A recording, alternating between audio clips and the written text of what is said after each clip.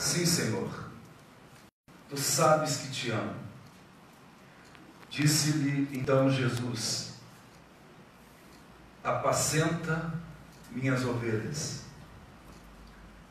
Tornou a dizer-lhe a segunda vez: Simão, filho de Jonas, amas-me? Disse-lhe: sim, Senhor, tu sabes que te amo. Apacenta as minhas ovelhas. Disse-lhe pela terceira vez: Simão, filho de Jonas, amas-me? Simão entristeceu-se por ter sido-lhe dito 3 vezes. E disse: Senhor, tu sabes tudo.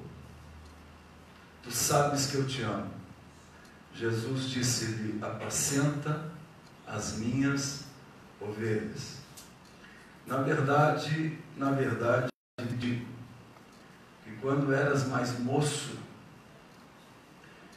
te guiavas a ti mesmo e andavas por onde tu querias.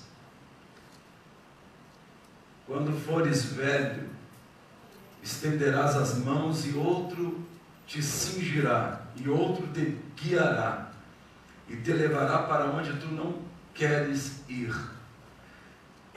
E disse isso significando com que morte Pedro havia de glorificar a Deus. E dito isso, disse-lhe: segue-me. E Pedro, voltando-se, viu que o seguia aquele discípulo a quem Jesus amava, que era João, o autor deste evangelho, e que na ceia se reclinava também sobre o seu peito, e que dissera: Senhor, quem é que te há de trair? Vendo Pedro a este, disse a Jesus: Senhor, e deste o que será? E quanto a este? Disse-lhe Jesus: se quero que ele fique até que eu volte, que te importa a ti? Segue-me tu. E divulgou-se então, naquela época, que João não morreria antes que Jesus voltasse. Mas, na verdade, Jesus estava simplesmente fazendo uma comparação. Este é o discípulo que testifica destas coisas, João. Amém? Amém. Pedro havia negado a Jesus por 3 vezes. Jesus havia advertido de que assim ele o faria. Mas Pedro, autoconfiante, não acreditou que a palavra de Jesus jamais volta vazia. Ele não acreditou. E ele disse para Jesus na ocasião que jamais o abandonaria, jamais o trairia. Mas Jesus o advertiu. Mas disse também algo muito profundo: Pedro, eu sei que tu irás me trair, mas fique tranquilo, porque eu já roguei ao Pai e Ele já te perdoou. Interessante isso. Mas Pedro não acreditou nisso. Depois que Pedro literalmente, de fato, trai Jesus Cristo, ele entra numa depressão profunda e, consumido pela culpa, afasta-se e retorna à pescaria, retorna à sua profissão.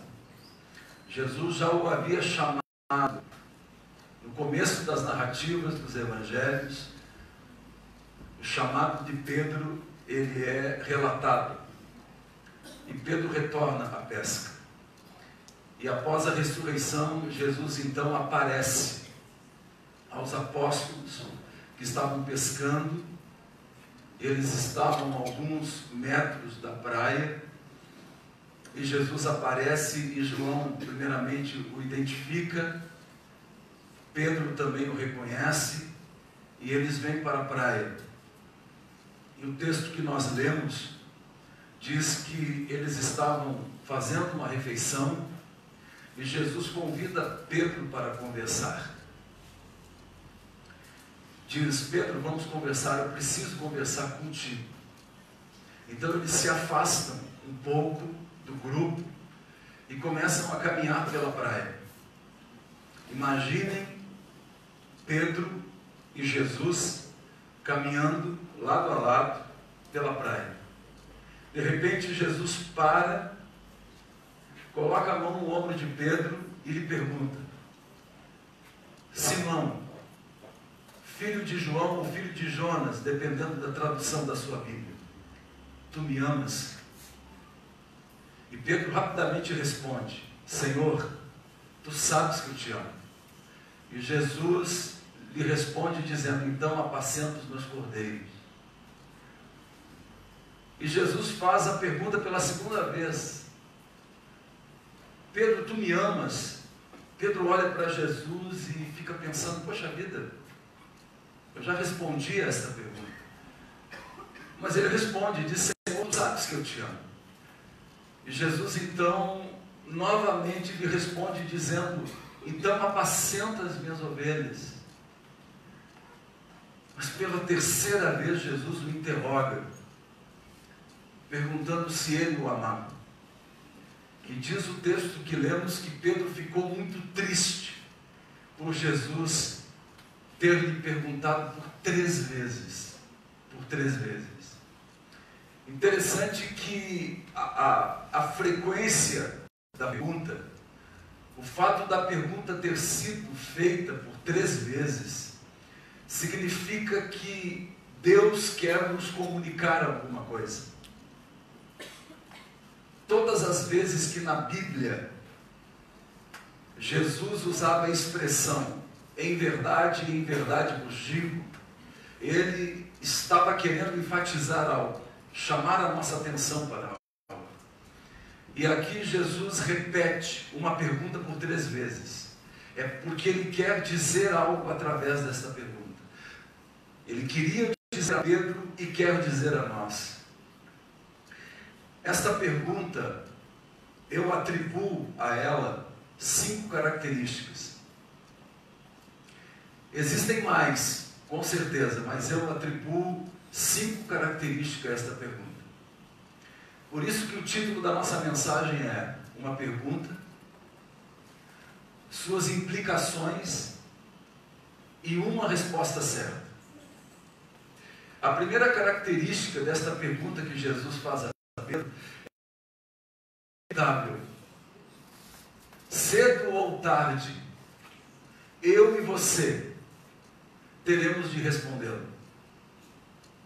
Independentemente do nosso crédulo religioso, independentemente da nossa nacionalidade, da nossa etnia, independentemente da nossa cultura, em algum momento da nossa vida, nós teremos de respondê-la.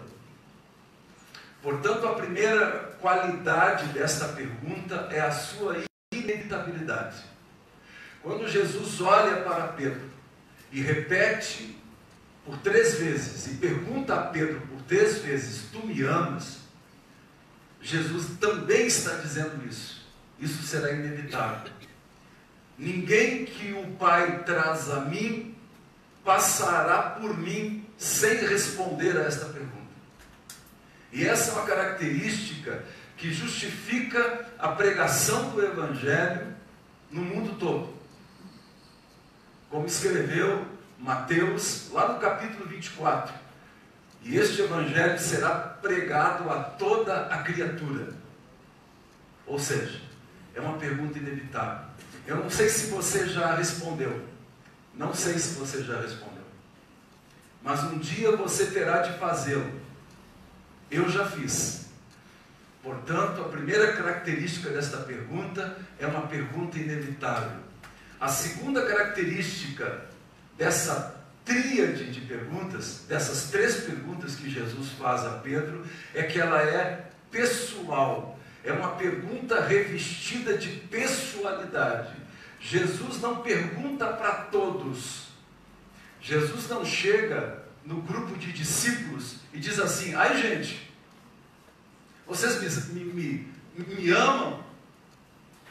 Jesus não sobe no púlpito e diz assim: vocês me amam? Não. Ele convida Pedro para caminhar. E quando Jesus convida Pedro para caminhar, ele está dizendo para nós que, além desta pergunta ser inevitável, ela é pessoal. Ou seja, Jesus garante que quando ele perguntar, nós vamos entender. Ao dizer que esta pergunta ela é inevitável, Jesus também está dizendo que ele se compromete em fazê-la. Não só nós temos que respondê-la, mas Jesus se compromete em fazê-la. E é isso que o Evangelho faz. O Espírito de Deus, usando a palavra, o Evangelho que é pregado, usando o Evangelho, faz com que esta pergunta: José, Maria, Paulo, João, você me ama? Se torne inevitável. Mas é uma pergunta também pessoal.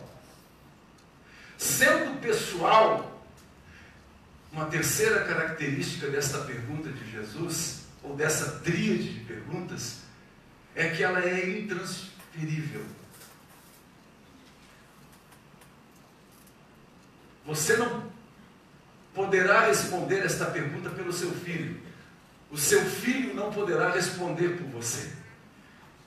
Ela é uma pergunta inevitável, ela é pessoal e ela é intransferível.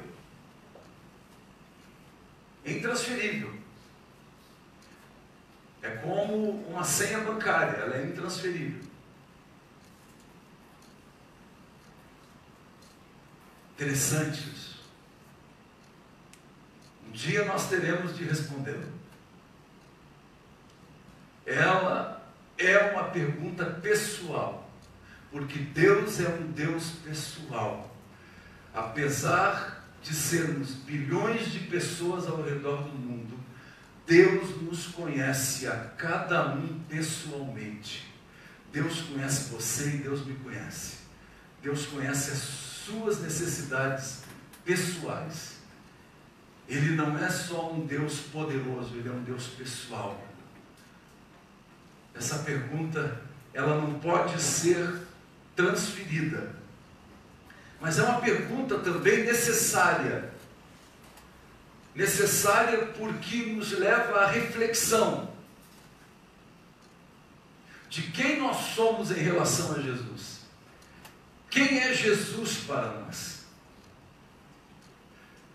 É uma pergunta necessária e é uma pergunta assustadora.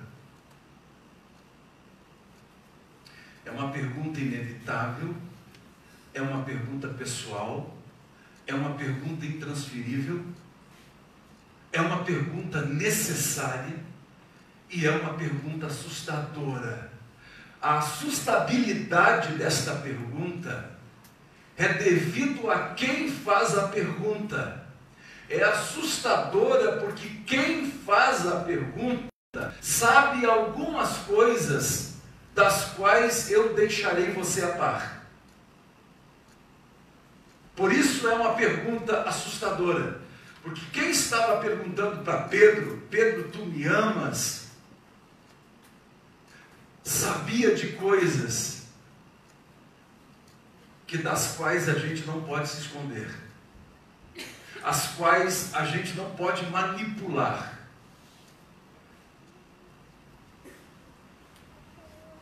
Do que Jesus sabia, do que Jesus sabe.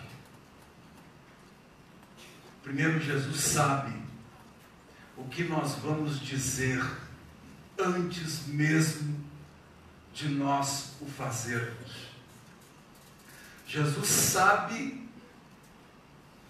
como você vai verbalizar a sua oração, o que vai sair da sua boca, antes mesmo de você orar, de você rezar. Jesus sabe.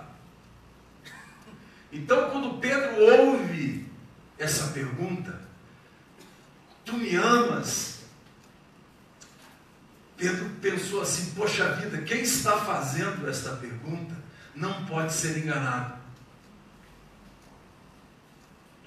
Porque esse que pergunta sabe quantos fios de cabelos nós temos na cabeça. Esse que pergunta sabe, ou sabia, que à época, no lago de Nazaré, no lago de Tiberíades, havia entre bilhões de peixes, com uma moeda de estáter engasgada nas suas guelras, vamos dizer assim, na sua garganta. Imagine só, quando Jesus pede para Pedro ir ao lago pescar, e o primeiro peixe que ele tirasse da água de caniço, era para abrir a boca desse peixe e tirar uma moeda, um estáter. Então, quem faz a pergunta sabe o que você está pensando. Quem faz a pergunta sabe e estava presente quando você nasceu e estará presente na sua saída. Como diz o Salmo, o Senhor abençoe a tua entrada e a tua saída, desde agora até o final. Esse que faz a pergunta é o cara do Salmo 139, aquele salmo que a gente lê e começa assim: sonda-me, ó Deus, e conheces o meu coração. Ou seja, para onde eu me esconderei de ti? Se eu estiver nas alturas, lá tu estarás.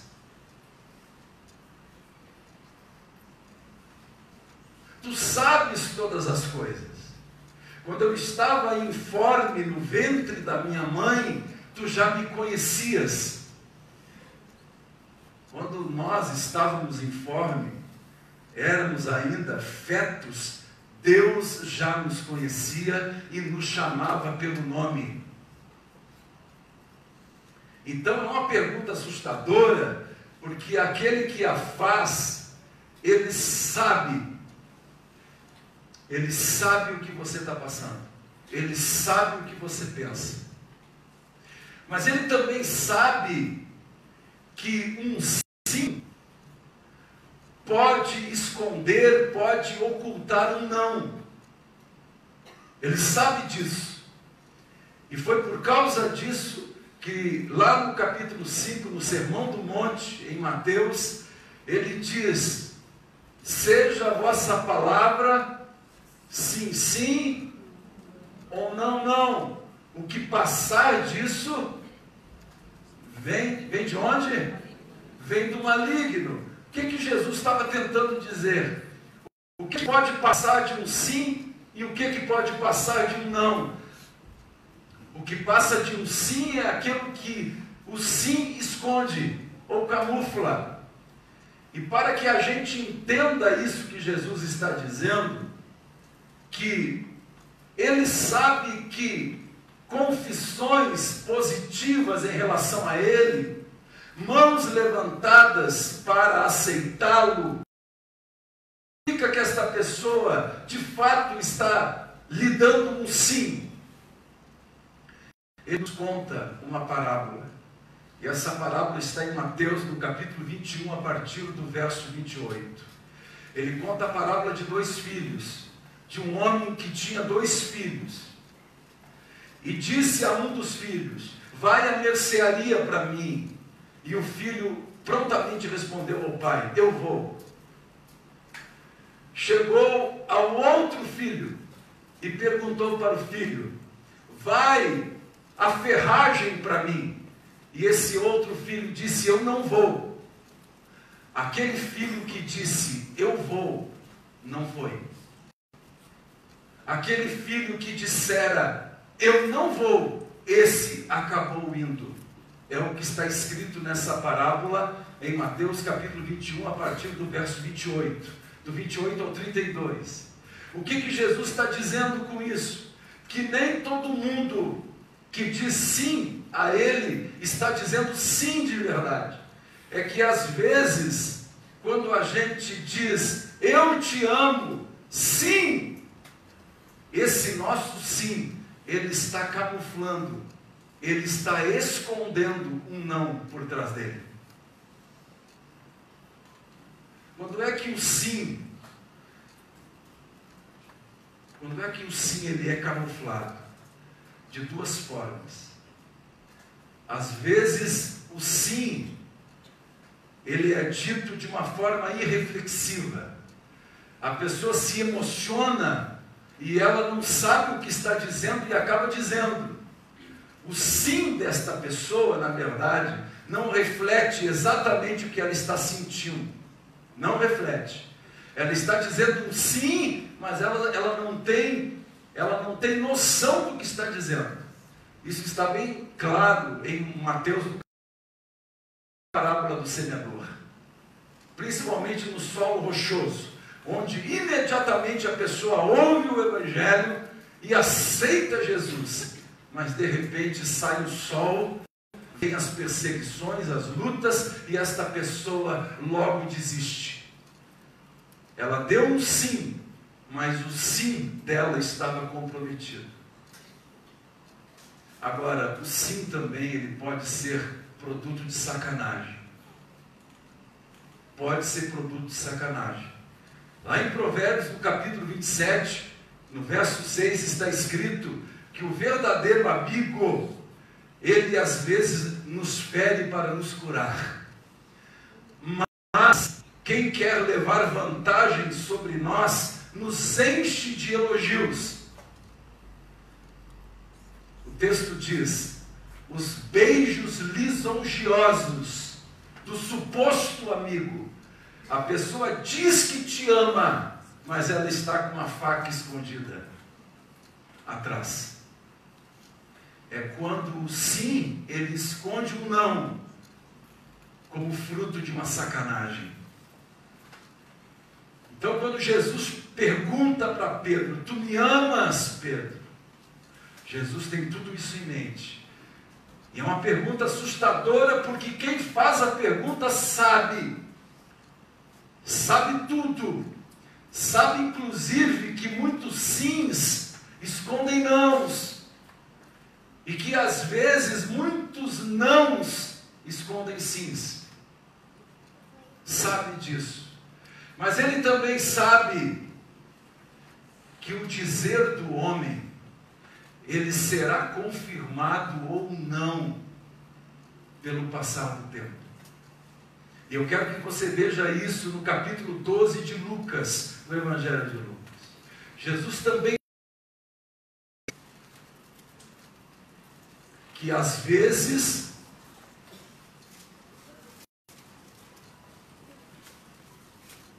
ou na maioria das vezes, o sim de uma pessoa, ele será confirmado ou não com o passar do tempo. E Jesus fala isso para a sua plateia original, para um grupo de fariseus, ou de um grupo de fariseus. Jesus fala para os seus discípulos, dizendo, cuidado com o fermento dos fariseus, usando uma linguagem metafórica, comparando a hipocrisia a um fermento que leveda toda uma massa. E Jesus diz, cuidado com o fermento dos fariseus. Qual é o fermento dos fariseus? A hipocrisia. Aí Jesus diz algo fantástico, porque nada que esteja oculto ficará o quê?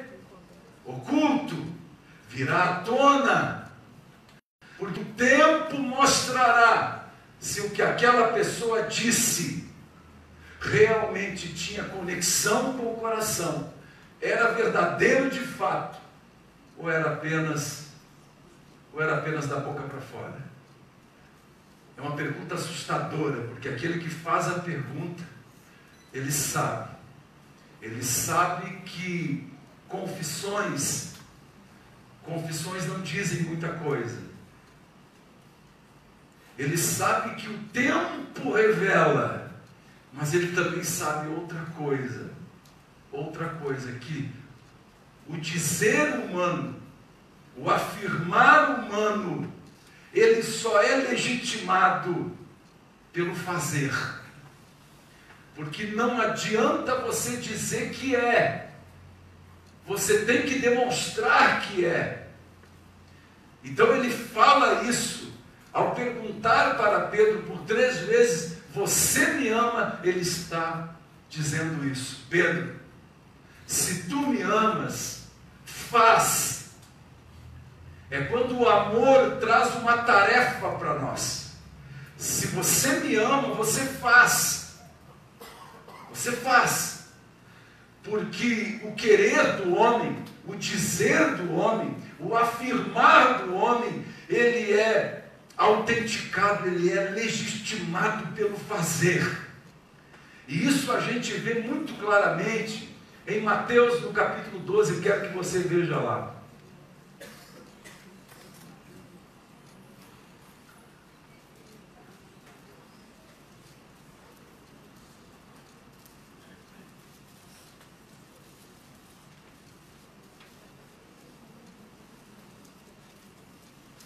Você achou aí?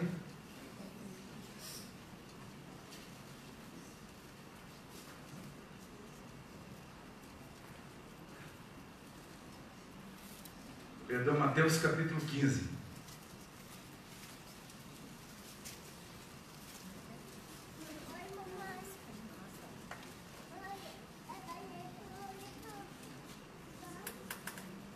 Jesus, citando Isaías, disse: esse povo, ele honra-me com os lábios, mas o seu coração está onde? 15, 7. 7, 8 e 9.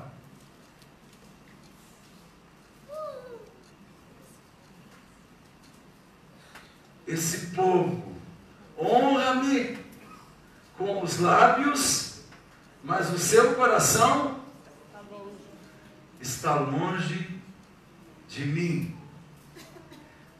Folheando a sua Bíblia para trás, no capítulo 12, agora sim, de Mateus, a partir do verso 46, você lê que Jesus estava numa casa, numa congregação, não cabia ninguém dentro de casa. Jesus estava pregando o Evangelho eterno de Deus. E de repente chega alguém e fala no ouvido dele: olha, Mateus 12, a partir do 46, a tua mãe e os teus irmãos estão aí. O que é que Jesus responde? Meu pai, minha mãe, meu parente, não é aquele que me conhece, não é aquele que é familiar, que conhece a Bíblia, não é aquele que se batiza ou que é batizado nas águas somente como ato externo. Meu pai, minha mãe e meus irmãos não é aquele que em meu nome prega o Evangelho, expulsa demônios, cura enfermos e revela a vida pessoal das pessoas. Não. Meu pai, minha mãe, meus irmãos são todos aqueles que fazem a vontade do meu Pai. Jesus foi enfático. Jesus está dizendo para nós que a filiação com Deus, ela se legitima pela obediência ao Pai. Minhas ovelhas ouvem a minha voz e me seguem. Elas guardam a minha palavra. Elas guardam a minha palavra. É isso que Jesus está dizendo ao perguntar 3 vezes para Pedro: Pedro, tu me amas? Tu me amas de verdade?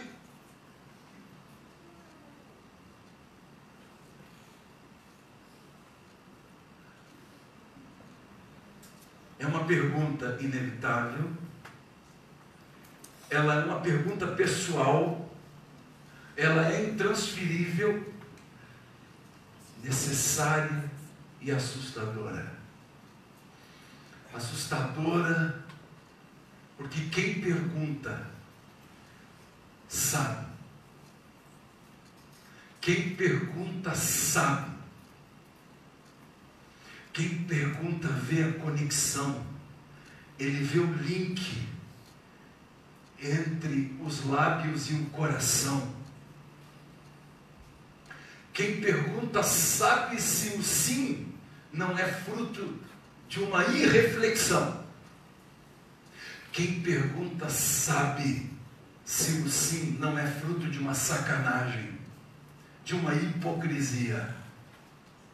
Quem pergunta sabe que o tempo vai demonstrar isso, porque nada que esteja oculto continuará oculto. Por isso que se você não for, se você não é, isso vai se manifestar. Se você é, também isso vai se manifestar. É exatamente o que está escrito na segunda parte do Salmo 1. Segunda parte, a partir do verso 4. Do verso 4 ao verso 6 do Salmo 1. Que fala sobre o homem feliz. Feliz o homem que não anda segundo o conselho dos ímpios.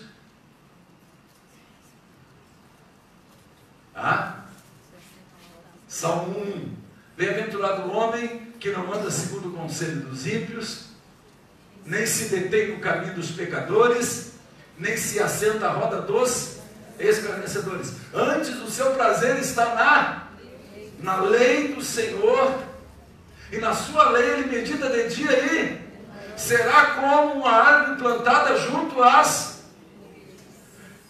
cujas folhas não, e dá o seu fruto na estação, e tudo quanto este homem fizer prosperará. Não são assim os ímpios, aqueles que são destituídos de piedade.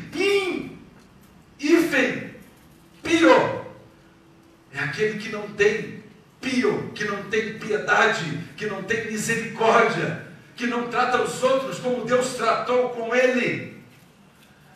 Aqueles que não são assim, porque aqueles que não são, não prevalecerão na congregação dos santos. Ou seja, quem não é de Jesus não fica, não tem como ficar, porque o tempo vai revelar isso.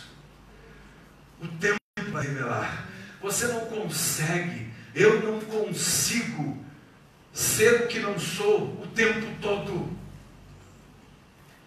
E começa por dentro de casa. A palavra de Deus diz, começa pela esposa sabendo, pelo marido sabendo, pelo filho sabendo, pelo sogro, pela sogra, pelo cunhado.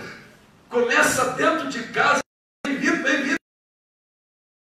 Deus permite que os amigos, parentes e familiares descubram quem nós somos. Pode durar 10 anos, 20 anos, 30 anos, um dia vem à luz. Jesus disse isso. Então, é uma pergunta assustadora, porque quem faz a pergunta sabe que às vezes eu estou dizendo sim, mas eu queria mesmo era dizer não. Sabe que o tempo vai mostrar. Sabe que o tempo mostra o quê? Que é o fazer, é o viver, é o se comportar, que legitima, que autentica o dizer, o discurso. Ou seja, conhecereis as árvores pelos frutos, não pelo discurso, nem pela oração, nem pelo número de pessoas que frequentam a igreja. Esses dias alguém me disse assim: pastor, o senhor nota que às vezes tem um pouco menos pessoas nos cultos. Eu falei para esta pessoa: Deus, ele trabalha com ciclos. O que são ciclos? Existem pessoas que adentram as portas das igrejas evangélicas. Aqueles que são vão ficando. Aqueles que não são vão saindo. Não são no momento, mas poderão ser. Deus trabalha assim. Deus vai enxugando a sua igreja. Pediram para Jesus para arrancar o joio do meio do trigo. Qual foi a resposta de Deus? Não façam isso, porque vocês não conhecem o coração, embora o trigo seja um pouco parecido com o joio, na sua forma física, vocês não têm competência para saber quem é e quem não é. Portanto, não impeçam que o joio cresça entre o trigo. Deixem. Quando Jesus voltar, ou com o passar do tempo, a gente vai vendo quem é trigo e quem é joio. Não tem, começa a se manifestar. Se manifesta. Às vezes, a pessoa se mune de justificativas para tentar justificar o não ser. Mas o não ser, ele não pode ser justificado. Ou você é, ou você não é. Ou Deus faz a obra, ou Deus não faz a obra. Aí Jesus diz para Pedro, é assustadora essa pergunta, porque ela só pode ser respondida quando se faz a vontade do Pai, e a vontade do Pai é que cresçamos. Que cresçamos. Eu falava na vigília, a partir de Lucas 2:52, que Jesus foi ungido para crescer, física, emocional, espiritual, psicologicamente. Jesus foi ungido para crescer e cresceu. E que igualmente nós somos ungidos para crescer. Então, quando Deus nos chama, e quando nós dizemos sim para Jesus, inicia-se em nós, deflagra-se em nós um processo que nos empurra para o crescimento. E o que significa esse crescimento, segundo o texto que nós lemos? A primeira coisa, nós crescemos porque nós não vivemos mais em função do nosso egoísmo. Isso é importante, negando a nós o que às vezes nos é por direito, mas não glorifica ao Pai. É exatamente o que Jesus está dizendo. Você pode olhar no capítulo 21 de São João, e no versículo 18, foi exatamente isso que Jesus disse para Pedro. Pedro, quando tu eras moço, essa palavra moço não significa jovem cronologicamente. Ou seja, Pedro, quando tu eras cheio de si, quando tu pensavas que tu estavas no controle da tua vida e das circunstâncias, e eu te disse que tu me negarias, e tu me desafiaste, dizendo, Senhor, eu jamais vou te negar, eu vou para a cruz contigo. Jesus olha para ele e diz, para trás de mim, Satanás, porque essa cruz é minha. Essa cruz é minha, porque se eu não morrer, vocês não serão. Satanás quis tirar Jesus da cruz o tempo todo. O tempo todo. E o verso 18 passa batido, despercebido pelo leitor desatento, mas Jesus olha para Pedro e diz, Pedro, quando tu eras moço, tu te cingias, tu te guiavas, tu andavas conforme a tua percepção, a tua cabeça, conforme o teu egoísmo. Mas quando tu ficares velho, outro te guiará. Quando tu cresceres, quando tu amadureceres, Pedro, quando tu deixares eu guiar a tua vida, eu te cingir, tu vais fazer coisas que o teu ego não vai querer. Inclusive Jesus revela a Pedro que tipo de morte ele teve. Para que você saiba, o apóstolo Pedro, ele foi crucificado. E quando ele soube que seria crucificado, ele fez um pedido aos seus crucificadores. Alguém sabe qual foi o pedido? Eu não sou digno de ser crucificado como meu Senhor. Então me crucifiquem e me coloquem de cabeça para baixo. Pedro já estava maduro. É uma pergunta desafiadora, porque é uma pergunta que se responde com o crescimento. O crescimento é negar a si mesmo. Negue-se a si mesmo. É negar a si aquilo que me dá prazer, aquilo que pode ser meu direito. Porque tudo me é lícito fazer, mas nem tudo. Tudo me é lícito fazer. Jesus não me proíbe de nada. De nada. Vou repetir. Jesus não nos proíbe de... Paulo escreve isso 2 vezes. Tudo me é lícito fazer, mas nem tudo convém à lei do amor. Nem tudo glorifica o Pai.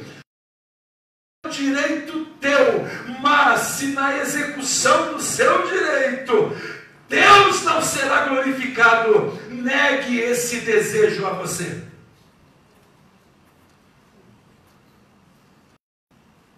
Negue-se a si mesmo. Tome a sua cruz e me siga.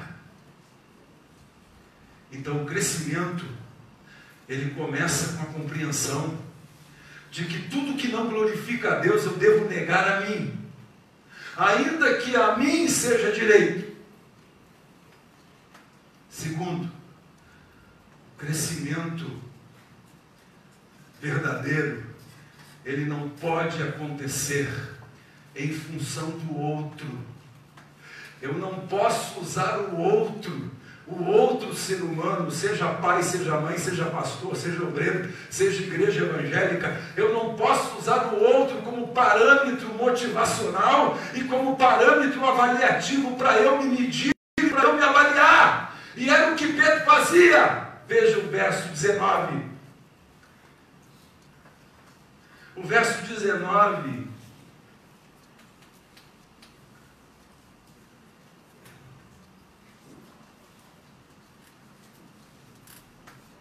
verso 21, capítulo 21, verso 21. O que é que Jesus diz a Pedro?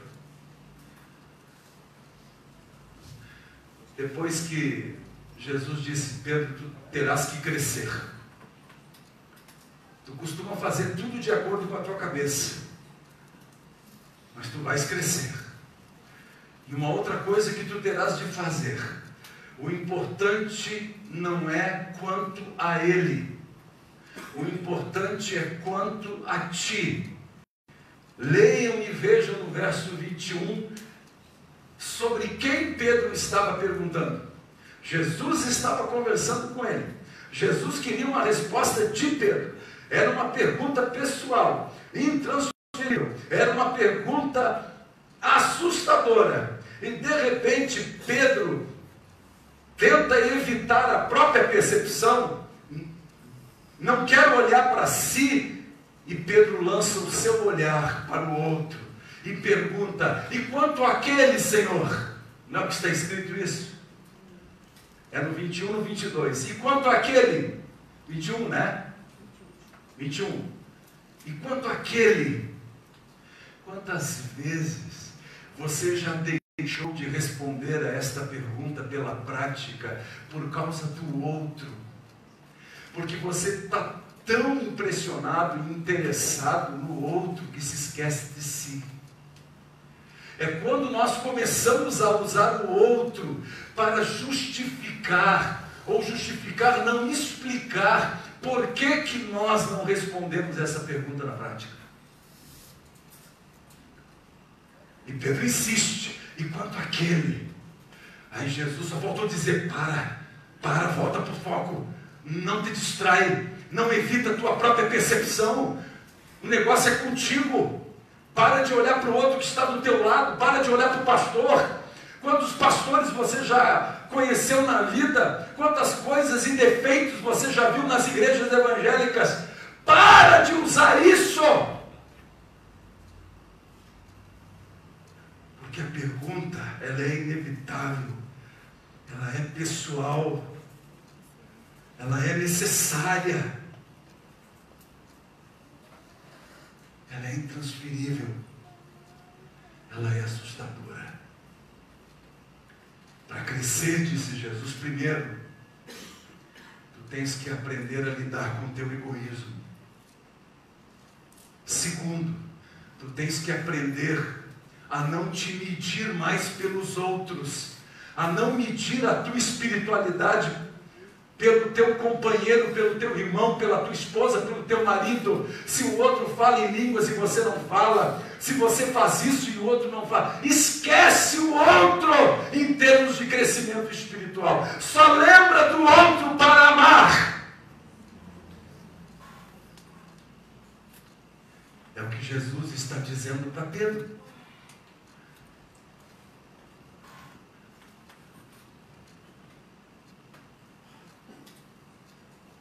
Esse crescimento, a gente aprende a lidar com o egoísmo, a gente se desvencilha do outro e para de se explicar a partir do outro. Eu não faço nada na igreja porque eu não está vendo o fulano prega na igreja e vive assim lá fora da igreja. Você conhece pessoas crentes que dizem isso?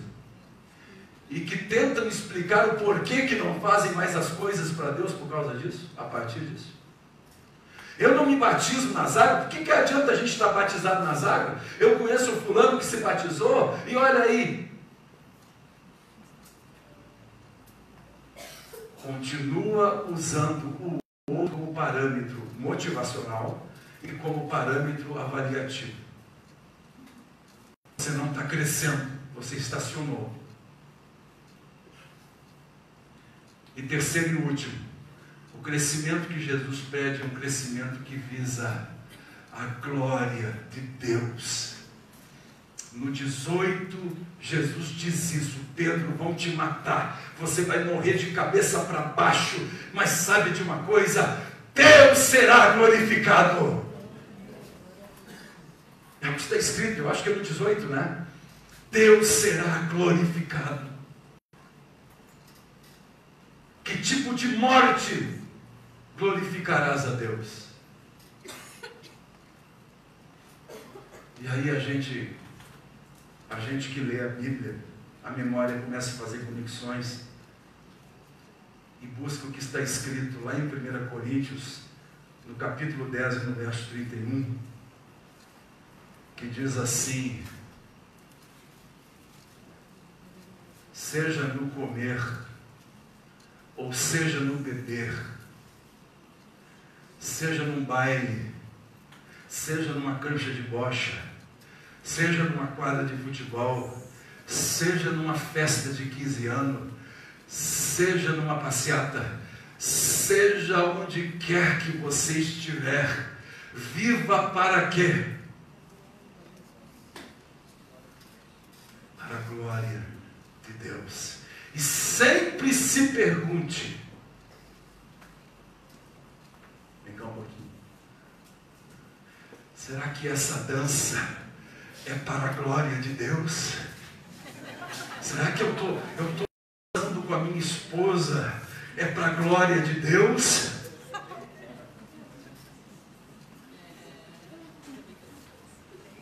Ou você é tão infantil na fé que você não consegue raciocinar? Então você é daqueles que estão do lado de cá e tem aqueles que estão do lado de lá, e ninguém fica aqui no meio. E quem fica aqui no meio é...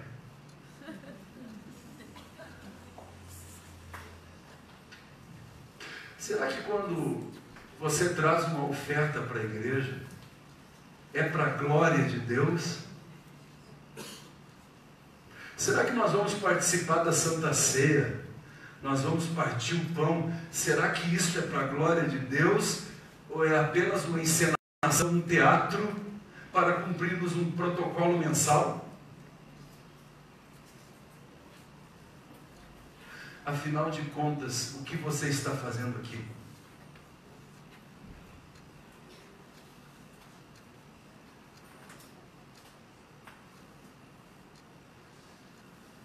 Uma pergunta, várias implicações e uma única resposta certa. Essa resposta, ela não é dada com palavras, ela é dada na vida, no dia a dia. Será que o tipo de relacionamento que você tem glorifica o Pai? Ou você está andando e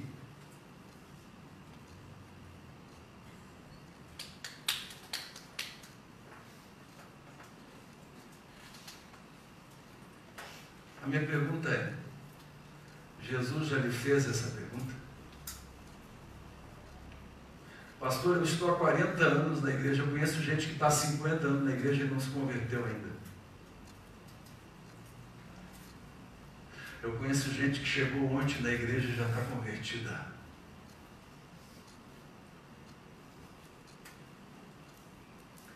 Porque não respondeu essa pergunta. A pessoa ainda está confundindo Jesus com a sua religião. Está confundindo Jesus com qualquer outra coisa. Tu me amas. Tu me amas. Jesus não está perguntando: tu amas a minha igreja. Jesus não está perguntando: tu amas a tua forma de pensar. Tu me amas. Se tu me amas, faz. Porque é o fazer que autentica o sim. Eu te amo.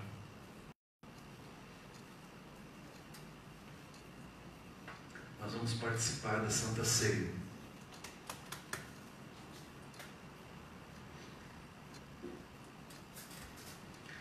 Será que nós amamos o Senhor ao ponto de negar a nós aquilo que temos direito, mas que no momento não glorifica o Pai? Será que eu ainda não uso o outro? Eu estou esperando de algum ser humano que só Deus pode me dar?